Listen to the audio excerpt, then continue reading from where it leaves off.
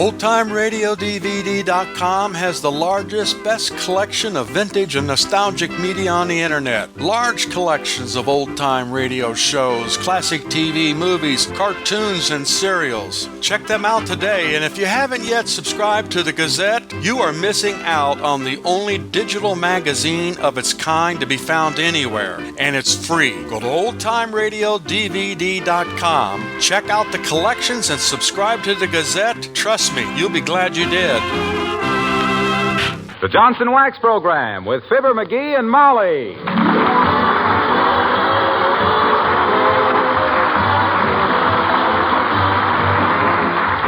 The makers of Johnson Wax products for home and industry present Fibber McGee and Molly, written by Don Quinn and Phil Leslie, with music by the King's Men and Billy Mills Orchestra.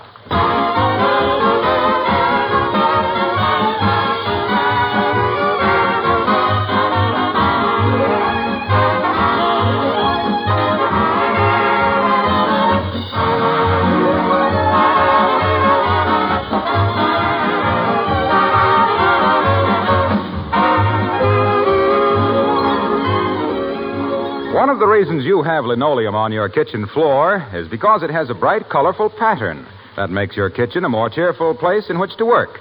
But if you don't take proper care of linoleum, it loses its beauty. And if you scrub it continuously, it begins to break down.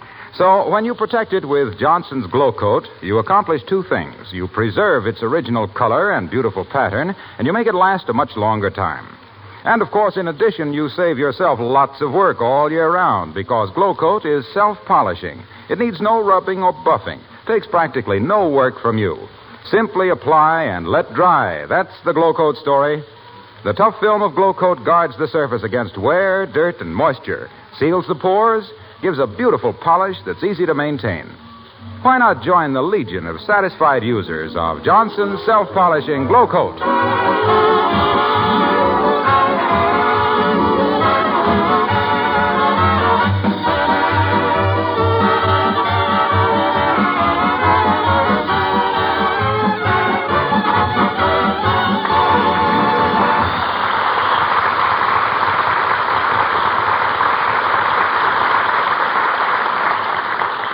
You know what an auction room is. It's an indoor junkyard where if the auctioneer catches you nodding, you're the new owner of an antique cobbler's bench that your 10-year-old son could have made a better one in manual training. But auctions have a definite fascination for some people, among them being Fibber McGee and Molly.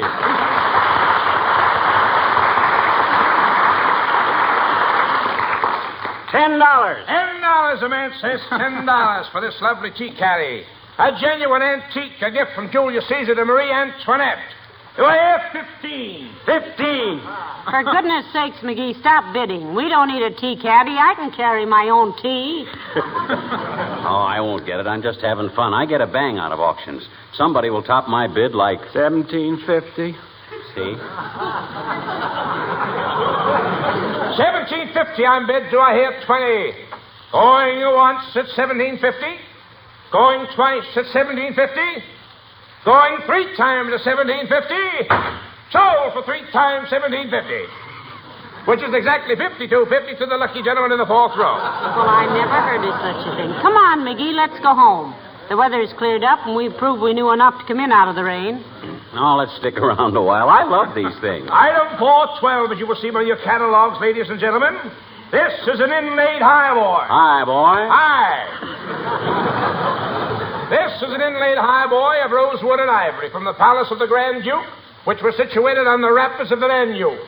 To prove it's authentic, ladies and gentlemen, on this faded old label, we can still make out the words Grand and Rapids. What am I bid for this lovely piece, which was a gift from Cleopatra to Henry VIII? $25. Heavenly days, that sounds like Mrs. Carstairs. McGee, it is Mrs. Carstairs. Well, she's made her bid. She'll have to lie in it. $25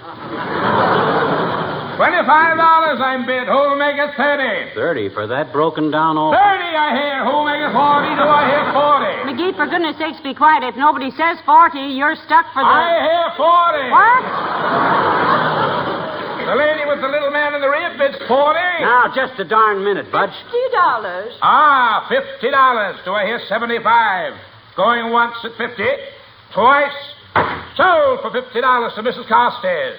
Shall we deliver it for you, Mrs. Carstairs? Thank you, no. My chauffeur will call for you. Yoo-hoo! Hello there, Mrs. Carstairs. Oh, how do you do, Mrs. McGee? Hi, Carsty. That was quite a slug of moolah you just put out for that worm-eating pile of condemned lumber. The darn thing's got 3 legs like Queen Anne and 1 like Leon Errol. Oh, I guess Mrs. Carstairs knows what she's doing, dearie. I happen to be buying this highboy for my husband, Mr. McGee. Mr. Carstairs is extremely fond of antiques. There's as perfect a straight line as I ever heard,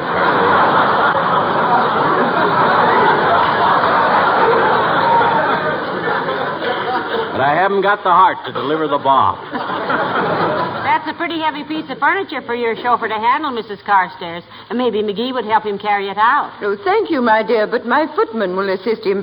We still have one footman, you know, although our domestic staff has been cut to the bone. He has? How? Slicing toast for hors d'oeuvres. Did I tell you, Mrs. McGee, that I was forced to discharge my upstairs maid last week? Oh, no, that's too bad, Mrs. Carstairs. Why? The impudent girl came downstairs.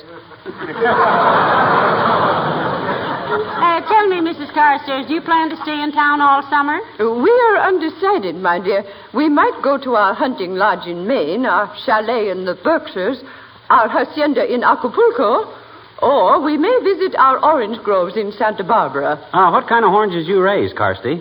Valencias or Navels? The latter, Mr. McGee, although we refrain from using the more vulgar term.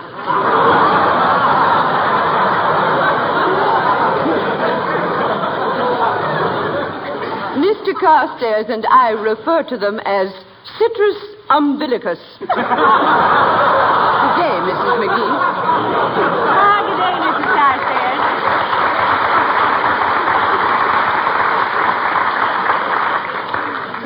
Boy, oh boy, what a character. You and she don't seem to get along, do you, McGee? I get along all right, but she don't. She forgets the upper crust is just a lot of crumbs held together by their own dough.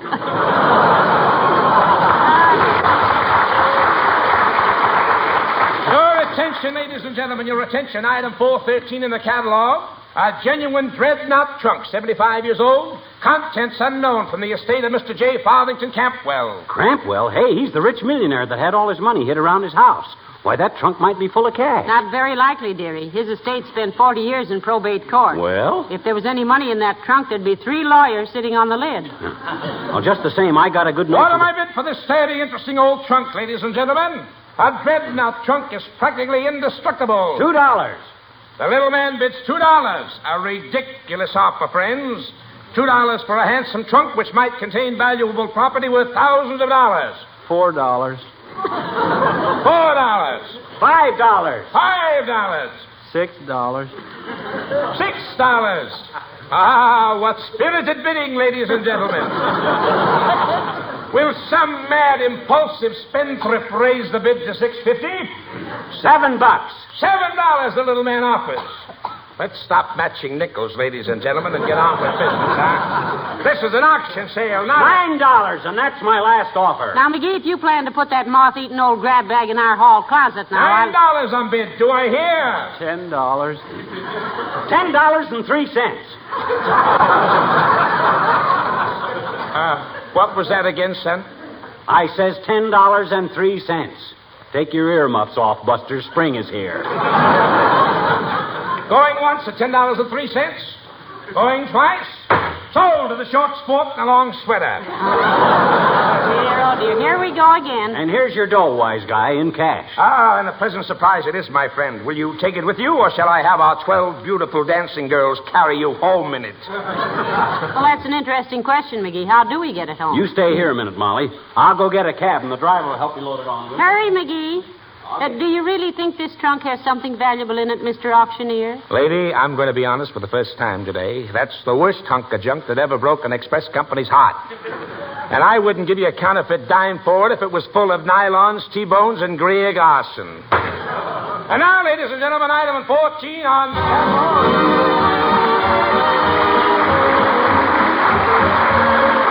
Billy Mills and the orchestra and Dream.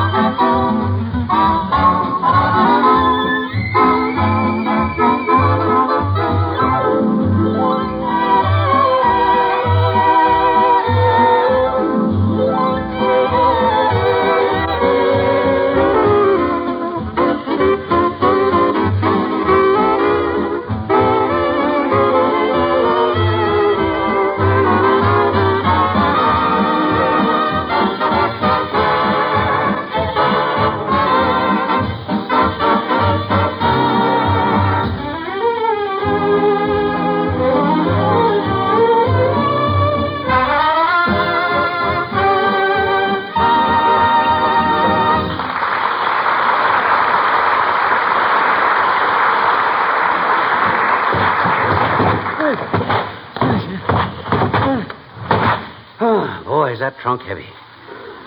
Whew. Cab driver said he hadn't had a bigger load on since New Year's Eve. You're not going to leave it out here on the porch, are you? Why not?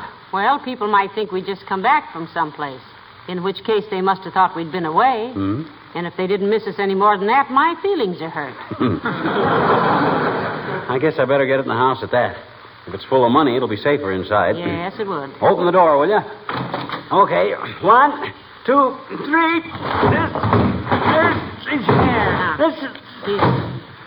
Whew.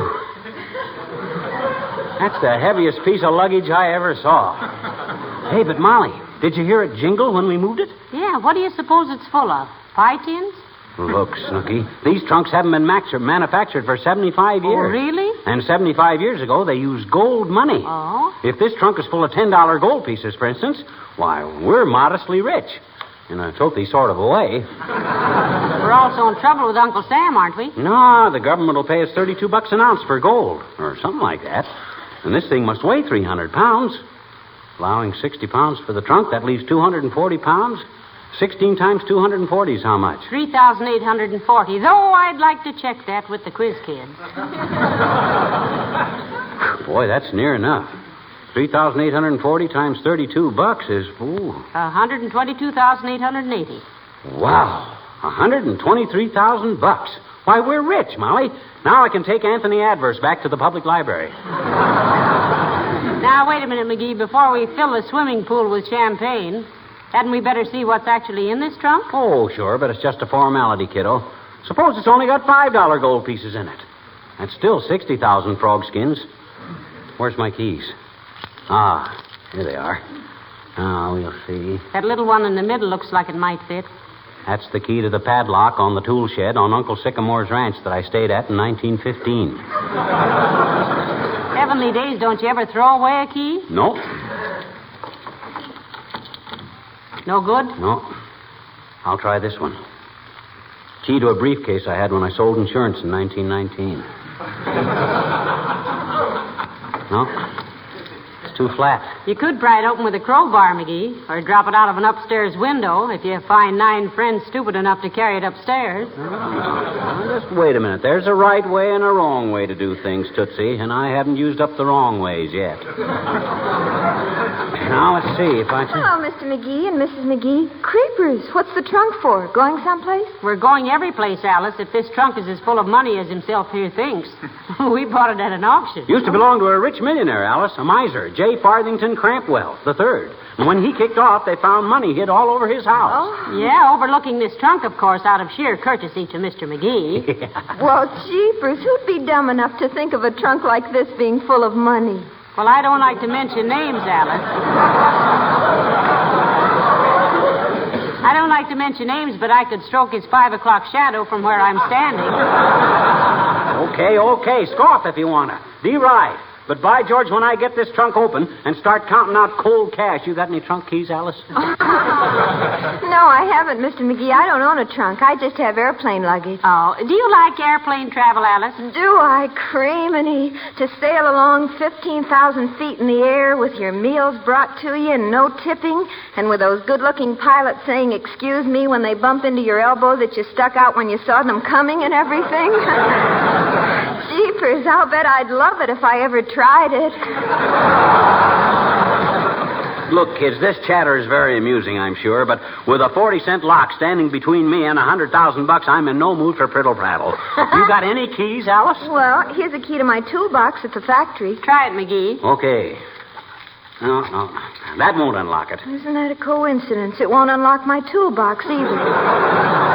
It won't? Well, then how do you work if you can't get at your tools? Oh, I don't keep them in my toolbox. They get it too dirty. You see, it's a toolbox that one of the boys that he works at the next bench made for me. Uh-huh. Things have changed since my day, I guess. I always had to give girls candy or flowers. Now you got to woo a gal with a hunk of sheet iron and 5 hours overtime. Well, he made me a perfectly super toolbox, Mr. McGee. I keep my bobby pins and nail polish and compact in it. Mm-hmm. But I can't get the toolbox open, so I look simply a mess at work. Well, why don't you take some extra cosmetics along, Alice? And hurt the boy that he works at the next bench to me's feelings? Oh, no. Well, I hope you get the trunk open, Mr. McGee. Well, thanks, kid.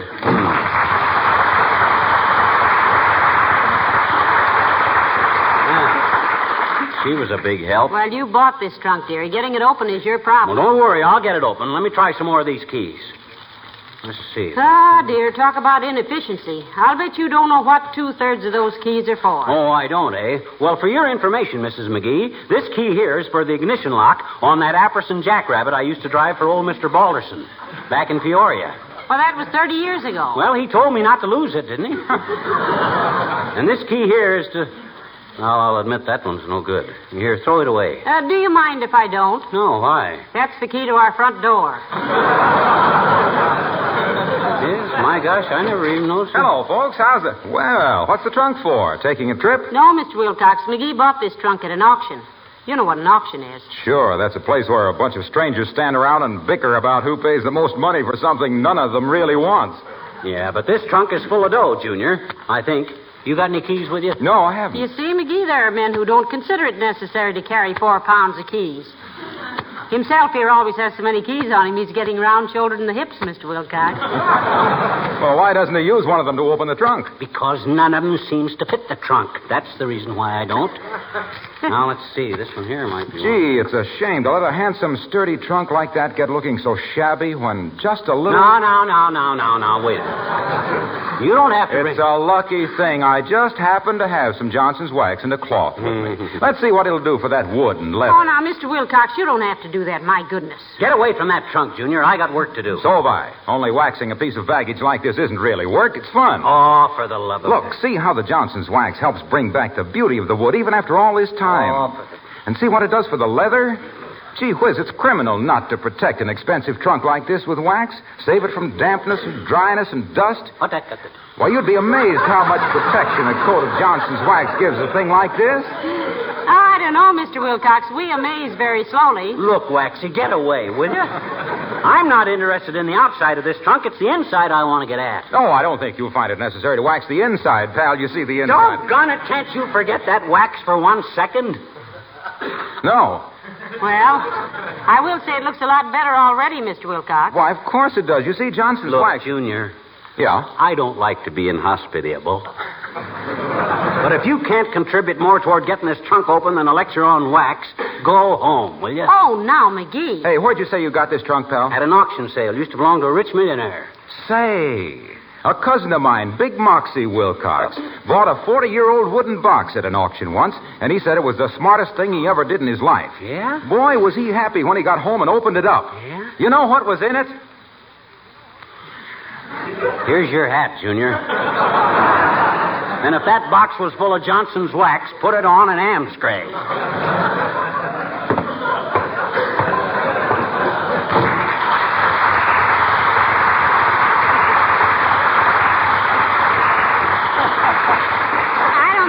Very polite of you, McGee. Oh, polite nothing. Any guy with my dough doesn't have to be polite. Doggone it, I wish one of these keys would fit. Hadn't we got any trunk keys in the house? Oh, someplace, I suppose. I'll ask Beulah. Oh, Beulah! Beulah! Somebody born for Beulah?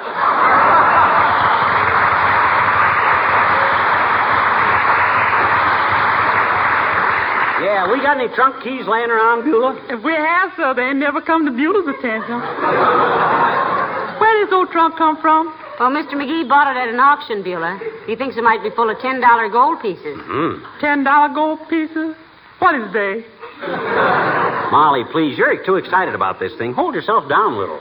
It might not be full of $10 gold pieces at all. It might be only $5 gold pieces. I didn't say I thought so. I said you thought so. Ma'am, if I had me a trunk I suspicion was full of Indian pennies, I'd tear the lid off with my teeth and nails. You wouldn't tear the lid off this one that way, Beulah. This is a genuine dreadnought trunk. They built these things to toss off the top of a stagecoach. Yes, but my point was that if it was just an old trunk between Beulah and Affluence, I could kick a hole in with my bare feet.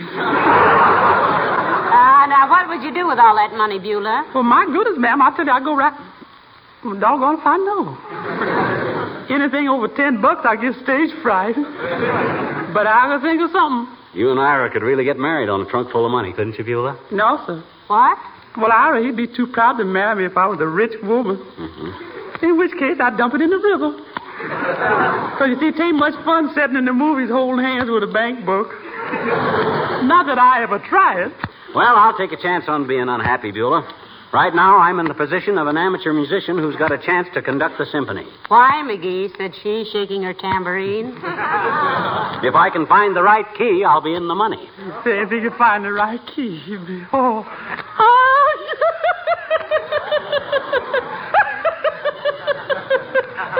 I love that man.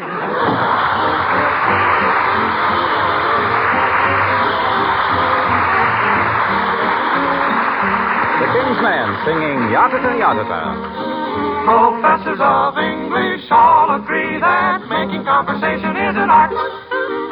They should hear you making conversation with me. They'd have a change of heart. When I put my arm around you and we're going for a walk, must you yet-a-da, yet-a-da, yet-a-da, yet-a-da, talk, talk, talk.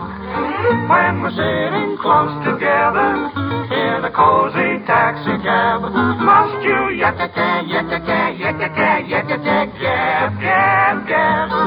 Aristotle, mathematics, economics, antique chairs, then psychology, biology, photography, biography.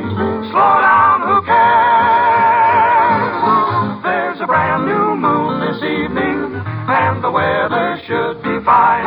If you yet-a-da, yet-a-da, yet-a-da, yet-a-da, same old line, I'll politely close your lips with mine.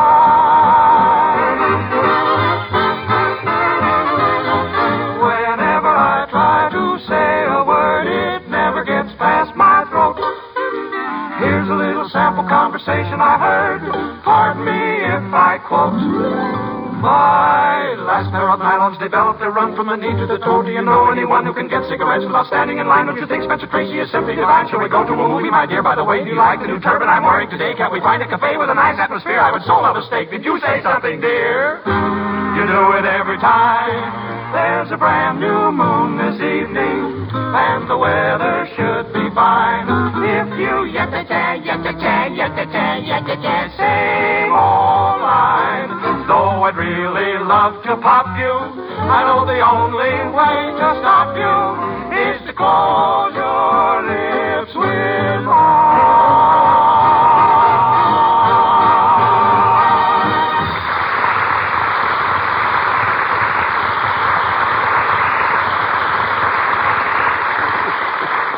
Dad, rat, Molly, I've tried every key I own, and this lid hasn't budged an inch. Haven't you got any trunk keys hid away? No, dearie, I haven't. But there's an axe in the basement. You can chop a hole in it. Yeah, I thought of that, but there's a heavy penalty for defacing United States currency. Yeah? Yeah, if that axe should slap into one of those $10 gold pieces, I'd be in trouble. Yeah, there's that, too. And if it's full of diamond rings, you might dull the axe.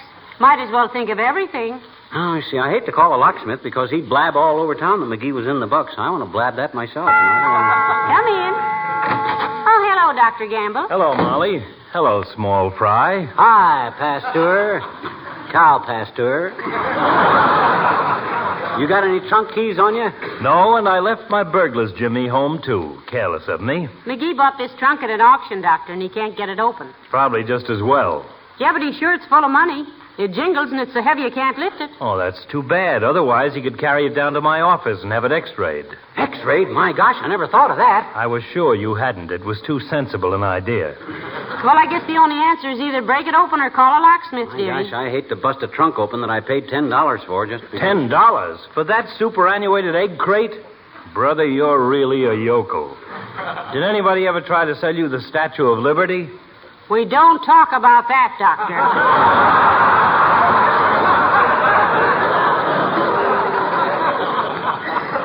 Why not? Because we don't. That's why, Nosy. My gosh, I was merely going to present it to the government. Patriotic gesture. How would you suggest getting this trunk open, Doctor? Well, I don't like to stress the obvious, but I'd find out who made the trunk, go to the local agency, and get a key. Now, that's the kind of a bright suggestion I'd have expected from you, Pasteur. They haven't made these trunks for 75 years. The alternative, then, is to get a locksmith. Or you could wait till next winter, fill the lock with cold water, and let the ice expand it open. Oh, I'd be nervous having $220,000 in the house all the time. How much? That's what I figured, Doc. $220,000 if it's full of $10 gold pieces. Or $110,000 if it's full of $5 gold pieces. That's just half as much as if it's full of 10. Oh, I see. Would you think it forward of me if I wanted to take your temperature, Sonny? Yes, I would. And you get your big fat hand off my forehead. He's not feverish, Doctor. After all, there's a slight chance that this trunk might have money in it. For the love of Mike, why doesn't he look? I've been telling you, dumbbell, I haven't got a key that'll open it. The only key that'll fit a dreadnought trunk is a dreadnought key. And that's why Molly. Hey, what are you doing? Oh, I'm just trying something, dearie. Huh? My little brother got locked in a trunk once, and my mother opened it with a hairpin. Oh, don't be ridiculous. That trunk will have to be chiseled open. Don't be so sure, Gabby. Women can do more with a hairpin than... Ha! There it is, McGee. I unlocked it. Oh, boy, oh, boy, oh, boy. Take that end of it, Doc. When I say 3, tip it over. Why don't we just raise the lid and peek in? No. It's more dramatic this way. Oh. You ready? Yep. 1, 2, 3.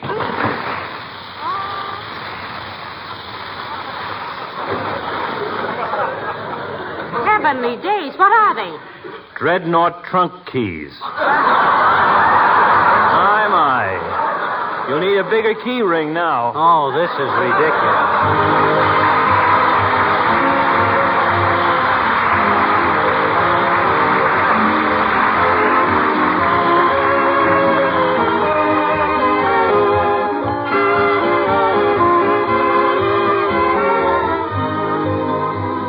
Some time ago, I gave a friend of mine a package of Johnson's Car New to try on his car. He is now an enthusiastic Car New user. Why, this stuff is even better than you said it was, he volunteered.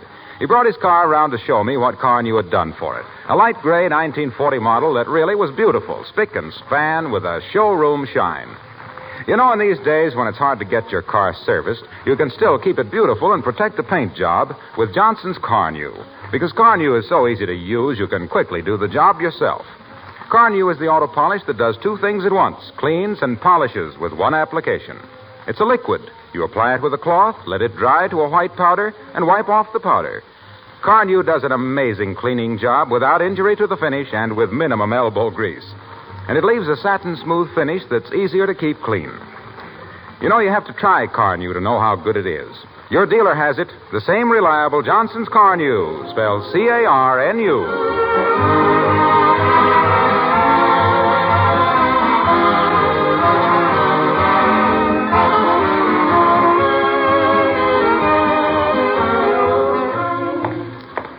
Oh, I had a trained flea and his name was Daniel. Saved up his money to buy his own spaniel. Hey, Molly, you know what I did? Had I better sit down before you tell me? No, look, I took all those dreadnought trunk keys, 7,000 of them. Yeah? I took them to a locksmith, and he gave me $20 for them. Well, good for you, dear. Yeah. You made a profit on your investment after all. Yeah, and because you were smart enough to open the trunk with a hairpin, I bought you a little present. Oh, you're so kind. Thank you, darling. What is it? Package of hairpins. Oh. Yep. Good night. Good night, all.